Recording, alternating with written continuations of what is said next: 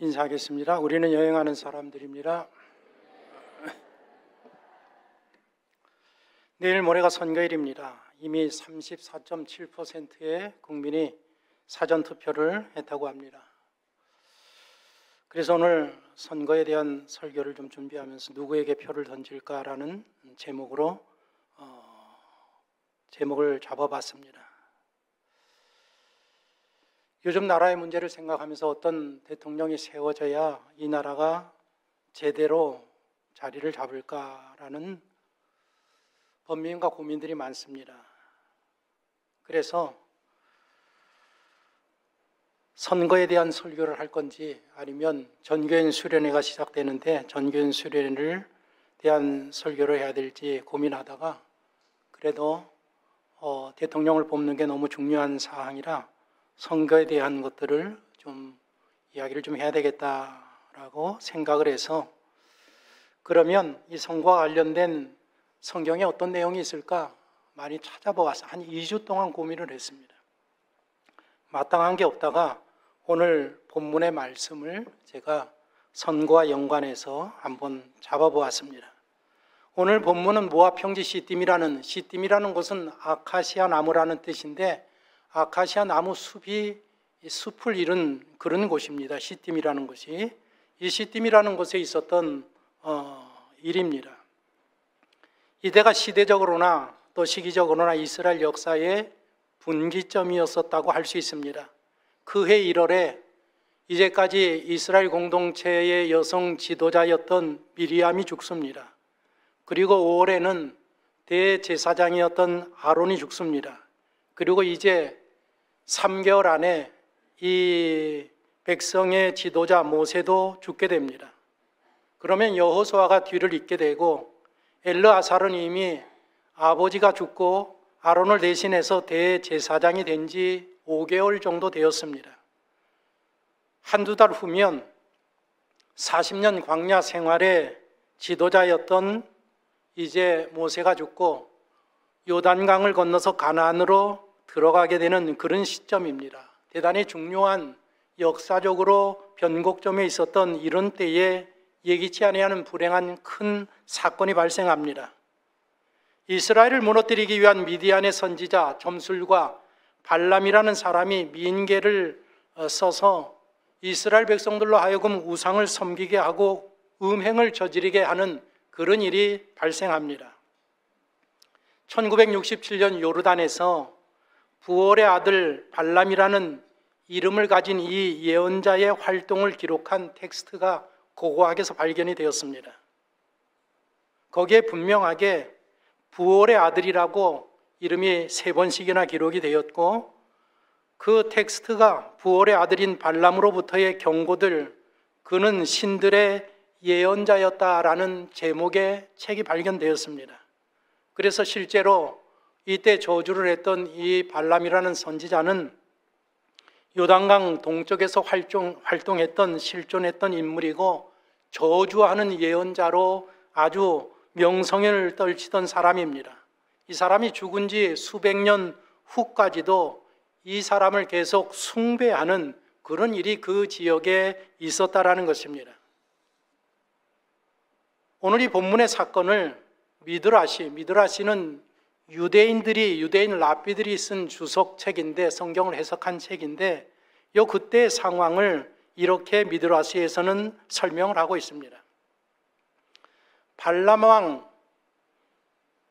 발람이 모압 왕 발락에게 이렇게 이야기합니다. 하나님은 이스라엘 백성들에게 자폰을 금지했습니다. 그러니 예쁜 처녀들을 뽑아서 이스라엘 진영으로 보내십시오. 남자들을 유혹해서 그들과 결혼을 시키십시오. 그러면 하나님은 이스라엘 남자들을 쓸어버리실 것입니다. 그러면 다른 방법이 아니라 이 방법으로 쉽게 이스라엘을 무너뜨릴 수 있을 겁니다. 그래서 미디안과 모압 처녀들이 이제 모여서 시딤으로 몰려가서 외칩니다. 당신들을 초대합니다. 우리에게는 고기가 있고 술이 있고 이제 우리가 잔치를 엽니다. 원하시는 분들은 다 우리에게 오십시오. 그 이야기를 듣고 이스라엘 공동체 중에서 잡족들, 그러니까 출애굽할 때에 이스라엘 백성이 아닌 다른 민족의 노예들도 같이 출애굽을 했는데 그들이 먼저 그 유혹에 합류를 했고 그들이 따라가는 것을 보면서 이스라엘 백성들 가운데에 악한 자들이 또 합류를 했다라고 합니다. 잔치가 절정에 달했고 남자들이 술에 얼큰하게 취했을 때에 여자들이 남자들에게 이야기했답니다. 우리가 믿는 바알신에 가서 우리가 예배를 드리십시다. 그리고 우리가 함께 사랑을 나눕시다. 그렇게 해서 이스라엘 남자들이 바알을 섬기게 되고 그 모압과 미디안 여인들과 음행을 저지르게 되었다라는 겁니다. 그 모습을 보신 하나님께서 불같이 진노하시면서 모세에게 죄 지은 자들을 다 처벌해라. 바알을 섬긴 모든 자를 죽이라고 명하십니다. 12지파 가운데에 시므온 지파 사람들이 제일 많이 가담했었노라고 여기 유대인 랍비들이 그렇게 주석하고 있습니다. 그래서 시므온 지파 사람들을 죽이기 시작합니다. 그러니까 시므온 지파의 족장이었던 오늘 이 본문에 시므리라는 이 남자가 나오는데 이 시므리라는 남자가 모세를 찾아가서 항의하면서 왜 우리 지파 사람들을 죽이느냐? 그러면서 모세에게 악평하기 시작했다라는 것입니다. 그러면서 이 시므리가 미디안 여자를 데리고 와서 이야기하기를 내가 이 여자와 결혼해도 되겠습니까? 바로 이 여자가 고스비인데 고스비는 그들에 의하면 발락 왕의 딸이었다고 합니다. 이 여자와 결혼해도 되겠습니까? 모세가 이스라엘 백성이 아니기 때문에 안 된다라고 이야기하니까 그러면 당신은 왜 미디안 여자 시보라하고 결혼했습니까? 당신은 결혼할 수 있고 우리는 결혼할 수 없습니까? 모세는 율법이 주어지기 전에 미디안 광야에서 40년 생활할 때에 그 미디안 여인 시보라와 만나서 결혼을 했고 그 이후에 그 아내와 그의 장인은 이스라엘로 귀화하는 그런 사람이 됩니다. 이때의 문제와 그때의 문제는 좀 다르다고 생각할 수 있습니다. 모세가 아무 대답을 하지 못하고 가만히 있으니까 시므리가 말하기를 나는 고스비를 내 장막으로 데려가겠습니다. 그리고 모든 사람들이 보는 앞에서 아주 당당하게 공개적으로 죄를 짓는 모습을 사람들에게 보이고 있습니다. 시므리가 자기 장막으로 들어간 후에 모세와 장로들이 이 문제를 어떻게 해결할까 하고 그리고 저 시므리를 어떻게 처벌할까 논하고 있을 때에 그때에 아론의 손자인 비느하스가 창을 들고 가서 시므리와 고스비를 찔러서 창으로 죽였다라는 겁니다. 그리고 기도했답니다. 하나님, 우상을 섬긴 이 죄로 음행을 저지른 이 죄로 지금 우리 공동체에 연병이 돌기 시작하는데 이 연병을 멈춰 주십시오라고 간절하게 기도하니까 즉시로 하나님의 재앙이었던 연병이 멈췄다라는 것입니다. 그러나 벌써 24,000명의 이스라엘 백성들이 죽임을 당했습니다. 그렇다고 하면 백성들이 비느하스를 칭찬해야 되지 않겠습니까? 아니었다고 합니다. 시므리 족속들이 들고 일어났습니다. 당신이 뭔데 우리 지파의 지도자를 죽일 권리가 있느냐? 누가 이런 권한을 줬느냐? 들고 일어나니까 그때에 하나님이 하시는 말씀이 만일 비느하스가 시므리를 죽이지 않았다고 하면 나는 너희 온 이스라엘을 멸하였을 것이다. 내가 그에게 영원한 제사장의 언약을 맺고 장수의 복을 줄 것이다. 유대 랍비들은 이런 복을 받아서 비느하스가 가나안에 들어간 후에 400년을 살았다라고 그렇게 기록으로 남기고 있습니다. 이 사건으로 인하여서 하나님께서 미디안 저 족속을 정벌하라고 모세에게 명령합니다. 그런데 모세의 나이가 벌써 120세입니다. 어떻게 전장을 이기겠습니까? 누가 전쟁을 이끌었느냐? 아마 제 생각에는 여호수아가 아닌가라고 생각을 하는데 성경을 찾아보니까 민수기 31장 6절에 비느하스가 나갔다라는 것을 보게 됩니다. 보십시오. 같이 한번 읽어보겠습니까? 모세가 각 지파에 1000명씩 싸움에 보내되 제사장 엘르아살의 아들 비느하스에게 성소의 기구와 신호나팔을 들려서 그들과 함께 전쟁에 보내매, 비느하스가 이 전쟁에, 미디안 정복 전쟁에 비느하스가 나가는데 천부장 12명, 1000명의 군사를 거느린 그 지도자 12명을 이끌고, 그리고 12,000명의 병사를 이끌고 나가서 이 전쟁을 치루었다라고 성경이 기록을 하고 있습니다. 나가서 미디안 5명의 왕들을 죽이고 선지자 발람을 그때 죽이고 거대한 승리의 전리품을 가지고 돌아오게 됩니다. 비느하스라는 이 사람, 아론의 손자 엘르아살의 아들이었던 이 비느하스가 시딤 사건으로 인해서 이스라엘 공동체의 차세대 지도자로 지금 세워지고 있는 것을 우리가 볼 수 있습니다. 이 시딤 사건으로 어떤 율법이 생겼는가 하면, 모압 사람은 영원히 여호와의 총회에 들어오지 못한다라는 그런 신명기의 율법이 세워지는 아주 큰 사건이었었습니다. 이 사건 이후에 모세는 이제 모압 평지 느보산에서 죽고, 여호수아의 인도함을 받은 이스라엘 백성들이 요단을 건너서 7년간의 가나안 정복 전쟁을 치르게 됩니다. 7년간의 전쟁을 승리로 이끈 후에 어떤 일이 발생하느냐, 곧 이스라엘 공동체의 동족 상잔의 그런 위기가 발발하게 됩니다. 전쟁을 마친 세 지파, 요단 동편에 자리를 잡고 있는 르우벤, 갓, 므낫세 절반 지파, 이 지파는 가축이 많아서 요단강을 건너기 전에 우리는 여기에 머물겠습니다, 모세에게 요구했고 허락을 받았습니다. 그래서 너희들은 여기에 머물러라. 그러나 남자들은 가나안 정복 전쟁이 끝날 때까지 전쟁을 치르고 끝나면 가족으로 돌아가는 것이 좋겠다, 그렇게 약속을 하고 전쟁을 치른 지파가 세 지파입니다. 전쟁을 끝내고 이 세 지파가 이제 가정으로, 집으로 돌아가는 일에 어떤 일이 발생하는가 하면, 요단강에 도착해서, 요단강을 건너면 이제 자기들의 집에 돌아가는 겁니다. 요단강에 도착해서 거기에다가 건너기 전에 큰 제단을 쌓는 그런 일이 있었습니다. 그리고 집으로 돌아갑니다. 그리고 후에 저들이 집에 돌아가면서 요단강에 큰 제단을 쌓았다라는 이 이야기가 이스라엘 공동체의 여호수아의 귀에 들립니다. 아니, 이게 무슨 일인가? 우리의 제단은 이 실로에, 하나님 앞에 예배를 드리는 이 실로에 있는데 어떻게 저들이 저기에 제단을 쌓을 수 있는가? 이런 오해가 쌓여서 지도부들이 실로에 다 모여서 대책회의를 엽니다. 이들이 배신한 것으로 생각을 하고 저들을 어떻게 진멸할 것인가, 저들을 어떻게 다룰 것인가, 모여서 수습위원회, 대책위원회, 전시위원회를 여는데, 그때의 책임자로 누가 정해지는가 하면 바로 비느하스가 정해진다라는 것입니다.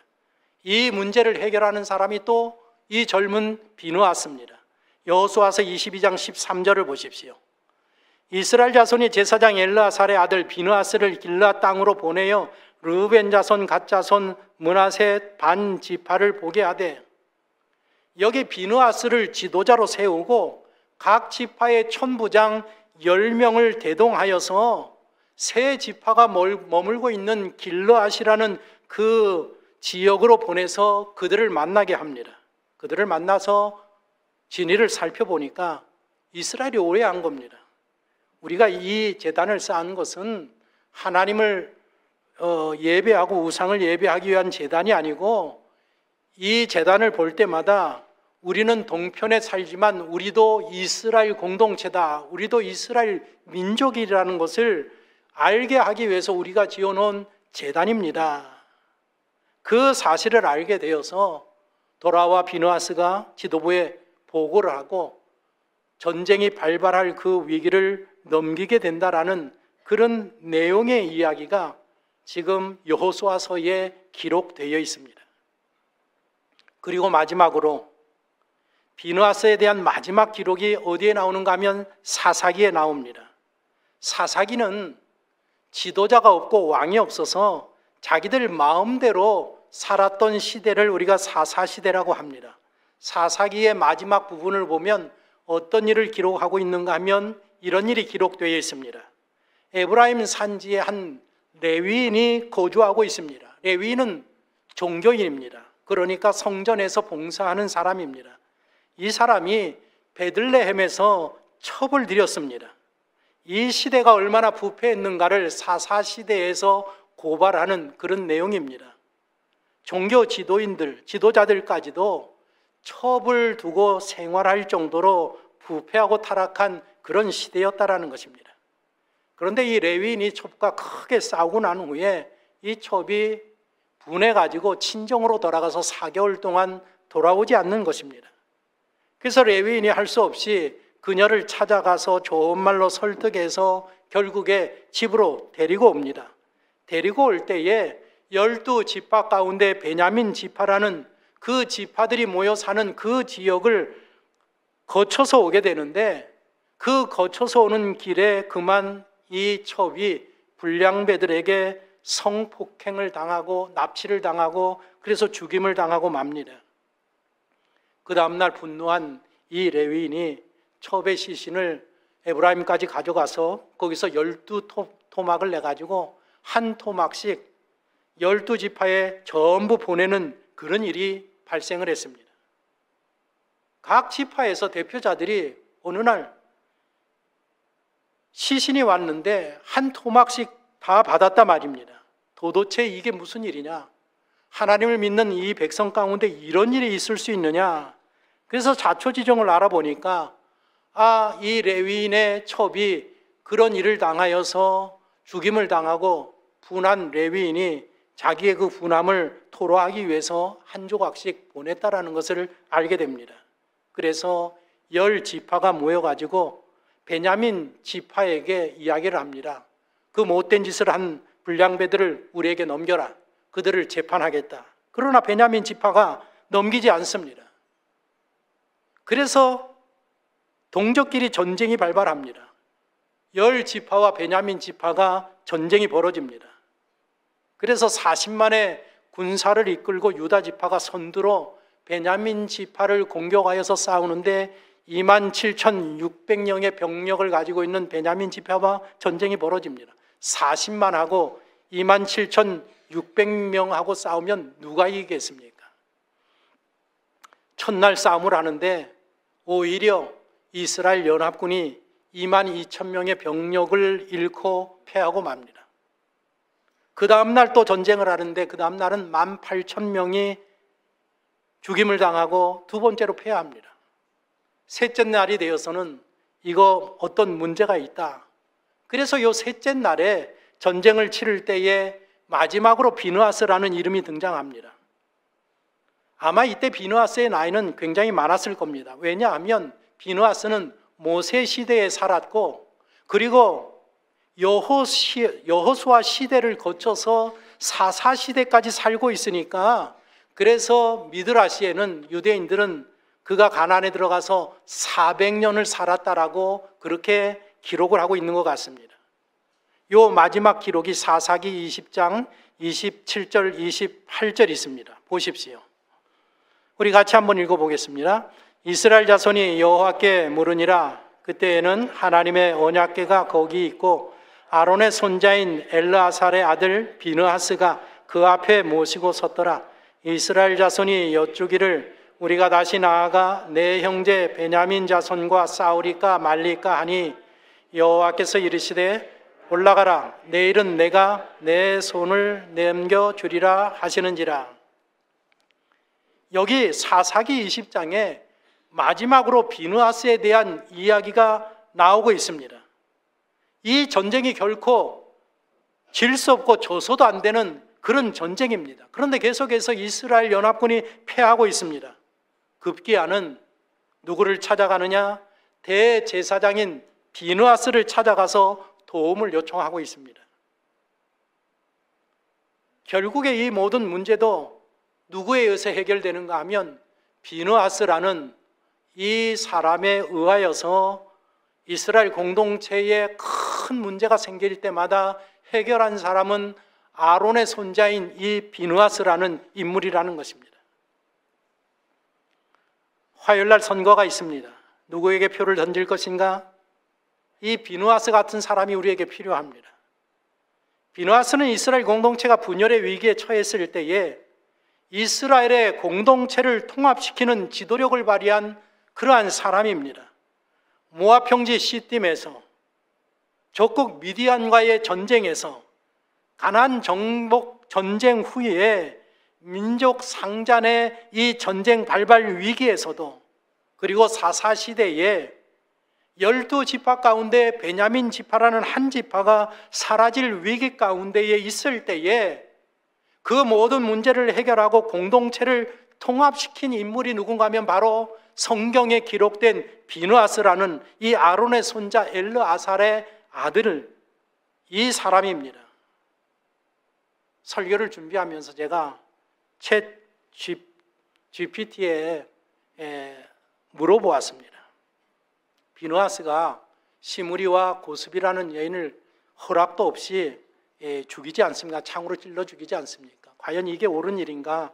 그래서 제가 이렇게 물어봤습니다. 비느하스가 시므리와 고스비를 죽인 것에 대해서 어떻게 생각하느냐? 그랬더니 이렇게 대답했습니다. 첫째, 하나님의 열심에 동참한 행위로 긍정적인 평가를 할 수 있다. 둘째, 도덕적 현대적 시각에서 보면 개개인의 행위에 대해서 사서롭게 집행한 것은 무법적이고 위험한 선례로 여겨질 수 있다. 셋째, 종교개혁적 또는 보수 신학의 해석으로 보면 죄를 제거함으로써 하나님의 공의를 회복했다라고 할 수 있다.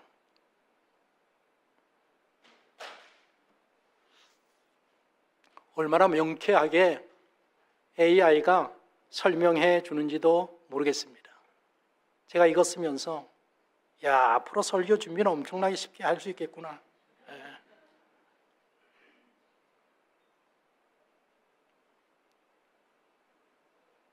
우리가 어떤 일을 결정할 때에는 그 결정에는 두 가지 결정이 있습니다. 도덕적인 결정이 있고 정치적인 결정이 있습니다. 도덕적인 결정이라는 것은 내가 무엇을 해야 하느냐, 내 개인적으로 이 문제에 대해서 무엇을 해야 되고 무엇을 할 수 있는가에 대한 질문이 도덕적인 결정입니다. 정치적인 결정은 개인이 아니라 이 사건에 대해서 우리가 무엇을 해야 되느냐, 우리 민족이, 우리 백성이 무엇을 해야 되느냐라는 질문에 대한 대답이 정치적인 결정입니다. 당당하고 공개적으로 죄를 범하는 시므리와 그 고스비 앞에서 비느하스는 묻고 있습니다. 내가 무엇을 해야 되느냐? 모르는 채 하고 넘어가야 되느냐? 아니면 이 문제에 개입하여서 이 문제를 해결할 것이냐? 이것은 도덕적인 문제입니다. 제 GPT가 말하는 것처럼 도덕적인 문제로 접근하면 비느하스는 그를 죽일 수가 없습니다. 그들을 죽일 수가 없습니다. 사법부에 맡겨야 합니다. 정당한 재판에 거쳐서 절차에 따라서 사형 선고를 내리고 죽여야 된다 말입니다. 그러나 비느하스는 도덕적인 결정에 따르지 아니하고 정치적인 결정을 내렸습니다. 비느하스의 입장은 이런 것입니다. 지금 저 두 사람 때문에 연병이 돌아서 이스라엘 공동체에 무고한 수천 명의 사람들이 막 지금 죽어가고 있습니다. 지도자 모세가 이 문제를 해결해야 되는데 모세가 자신의 아내의 문제로 인해서 어찌할 바를 모르고 액션을 취하지 못하고 있습니다. 결정을 내리지 못하고 있습니다. 비느하스가 보니까 이 문제에 있어서 이 문제를 해결할 지도자가 보이지 않는다 말입니다. 하나님의 진노는 계속해서 커져만 가고 있습니다. 그래서 비느하스는 이때에 정치적인 결단을 내리게 됩니다. 무관 수천 명의 백성을 구하기 위해서는 저 두 사람을 죽이는 방법 외에는 없다 결정하고 창을 들고 가서 두 사람을 찔러 죽였다라는 것입니다. 그리고 그가 옳았다라고 하나님께서 판정을 해주십니다. 오늘 본문에 읽지 않았지만 여러분이 나중에 그 뒤에 부분을 읽으면 하나님께서 그가 옳았다고 판정을 해주십니다. 오늘 이 비느하스의 모습을 보면서 우리는 무엇을 깨달아야 하는가 하면, 나라를 이끌어가는 정치 지도자나 정부는 우선적으로 생각해야 될 것이 국민의 이익을 위해서 행동해야 한다는 것입니다. 정치 지도자들은 이런 어떤 상황, 위급한 상황, 나라의 민족에 대한 큰 일에 대한 결정을 할 때는 정치적인 결단을 내리고 결정할 수 있는 그런 인물이 되어야 된다는 겁니다. 그리고 국민은 정치인들이 어떤 정치적인 결정을 내렸을 때 반드시 거기에 대한 도덕적인 책임을 물어야 합니다. 나라와 국민이 아니라 정치인들이 자기 개인적인 이익을 위해서 행동할 때는 반드시 국민은 그 책임을 정치인들에게, 지도자들에게, 대통령에게 물어야 하는 것입니다. 바로 그것이 국민이 할 일인 것입니다. 한 나라가 온전히 번영하려고 하면 정치라는 거, 그리고 정치인은 도덕적이어야 합니다. 도덕성이 확실해야 한다는 것입니다. 마침 설교를 준비하면서 하얼빈이라는 영화를 제가 보게 되었습니다. 현빈이 주인공인 하얼빈을 보았는데 넷플릭스에 있으니까 극장 가지 않아도 제 사무실에서 볼 수 있습니다. 저것을 보았는데 거기서 아주 의미 있는 부분이 있습니다. 어떤 부분이 나오는가 하면, 이 또 히로부미가 하얼빈으로 열차를 타고 가는 가운데에 이제 그 부하와 대화를 나누는 가운데 있습니다. 부하가 뭐라고 하는가 하면, 왜 빨리 이 조선에 대해서 빨리 우리나라로 가져오는 것들을 왜 더 빨리 추진 안 하고 멈칫멈칫 하고 계십니까? 라고 물으니까 이 또 히로부미가 곰곰이 생각하면서 부하에게 이런 말을 합니다. 뭐라고 이야기하는가 하면 들어보십시오. 이 조선은 어리석은 왕과 탐욕이 가득한 유생들이 이끄는 나라들이다. 그러나 이 나라가 국난에 처할 때마다 이 나라를 지키고 이 나라를 세우는 사람들은 민초들이다. 제가 그래서 그 대목을 몇 번이나 보았습니다. 사람들은 우리나라는 지도자 복이 없는 나라라는 그런 말들을 많이 합니다. 맞는지도 모르겠습니다. 여러분들 누구에게 표를 던질 것인가? 저는요, 오늘 본문의 이야기를 통해서 세 가지를 여러분들에게 이야기하고 싶습니다. 누구에게 표를 던질 것인가? 첫 번째로, 그 사람에게 정치적인 결단성이 있느냐? 나라와 민족이 위기에 있을 때에 정말 나라와 백성을 위하여서 정치적인 결정을 내릴 수 있는 결단력이 있는 사람이냐? 두 번째로는, 그럼에도 불구하고 그는 개인적으로 볼 때에 도덕적으로 흠이 없는 사람이냐? 도덕성이 무너진 사람, 도덕성이 무너진 정권은, 나라는 반드시 무너지게 되어 있습니다. 그리고 마지막 세 번째에, 과연 이 사람이 지금 이 분열된 이 나라를 통합할 수 있는 그런 지도자가 되느냐? 하나가 되게 할 것인가? 이 세 가지를 깊이 한번 오늘 돌아가셔서 생각하시고 투표하시면 좋겠습니다. 아무리 생각해도 없으면 가서 후보들 다 찍으십시오. 무효표입니다.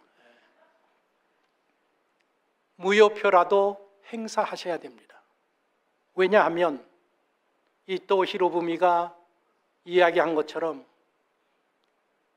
이 나라는 어리석은 지도자들과 탐욕이 가득한 정치인들이 이끄는 나라이지만 이 나라를 지켜내는 사람들은 우리 국민들이기 때문에 그렇습니다. 반드시 투표하십시오. 세 가지를 생각하십시오. 이 사람이 정치적인 결단을 내릴 수 있는 사람이냐, 이 사람이 도덕적으로 흠이 없는 사람이냐, 그리고 분열된 이 민족을 통합시킬 수 있는 지도자가 될 수 있을 것인가, 세 가지를 생각하시고 투표하셔서 이 나라를 바로 세워주시기를 간절히 소원합니다.